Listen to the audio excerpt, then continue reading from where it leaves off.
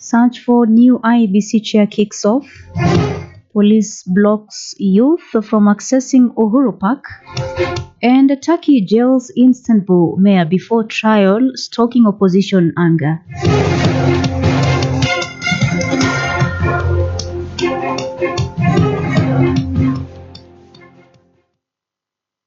Assalamu alaikum wa rahmatullahi wa barakatuh. Welcome to the program. My name is Samira Galoro.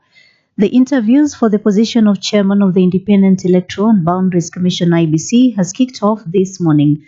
Former Judiciary Chief Registrar Anna Madi, who appeared before the selection panel, outlined why she believes she is the best candidate for the position of chairperson of the Independent Electoral and Boundaries Commission IBC.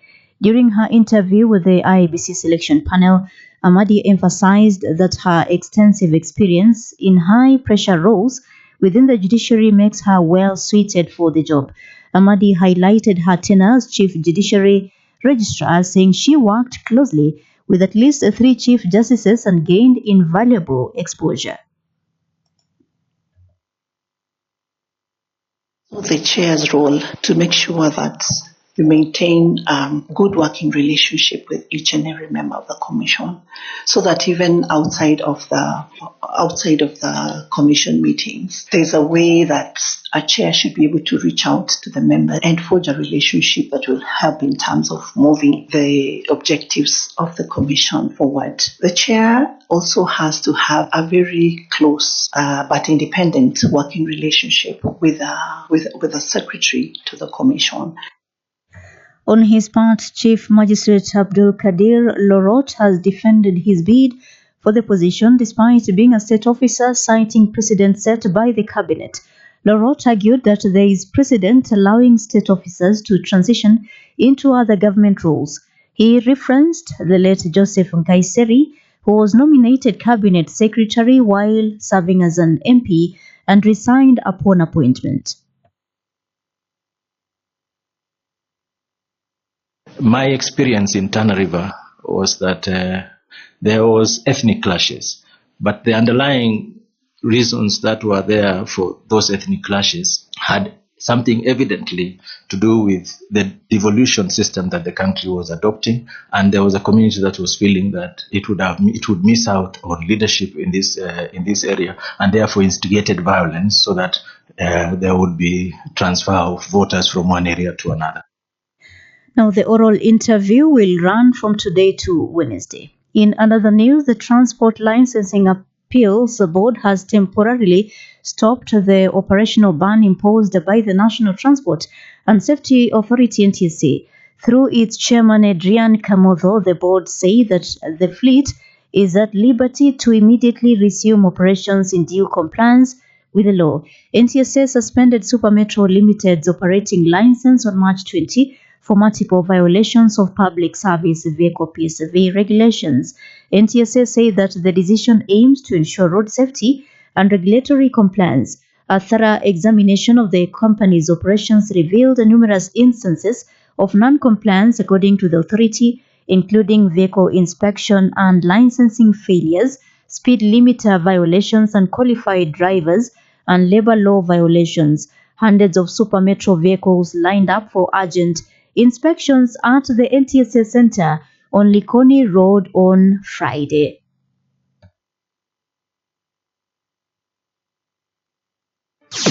This is 95.0 Iqra News. Mumias East Member of Parliament Peter Salasya now says his attack at Nyayo Stadium was planned. In a video posted on his X account, Salasya said the planners took advantage of the football match because they knew he was not a coward. Salasya said he had left his security personnel behind as he knew that football has been known to unite Kenyans. He added that he tagged along with a friend as he did not anticipate violence. He narrated how events unfolded from the moment he got to Nyayo Stadium, where Gabon and Harambee Stars were set to play a football match. Salasya said if the attack had not been planned, then the people against him would not have teamed up to attack him. The first-time lawmaker insisted that he was being trailed at the event, adding that the culprits could be identified. And police in Nairobi have thwarted effort by youth to converge at Uhuru Park to address their grievances in an event dubbed National Jobless Rally. The National Police Service say the rally stands banned since permission was not granted by authorities. Central Police Boss Stephen Okal said the organizers presented their request to converge at the historic ground late. Okal also noted that a close scrutiny of the request confirmed that it didn't meet the Public Order Act of gathering even as they ruled out such an event. Led by Arnold Maliba and Kennedy Ondieki, young Kenyans under Concerned Youth Movement were stopped from accessing the ground, forcing them to call off the gathering until next Monday. The adamant youth addressed the press at the entrance of the park, urging that the state to tackling their issues, mainly unemployment. Anti-riot police officers had arrived at the venue by morning, inspecting and questioning anyone who was seeking access to the facility. This is 95.0 Iqra News.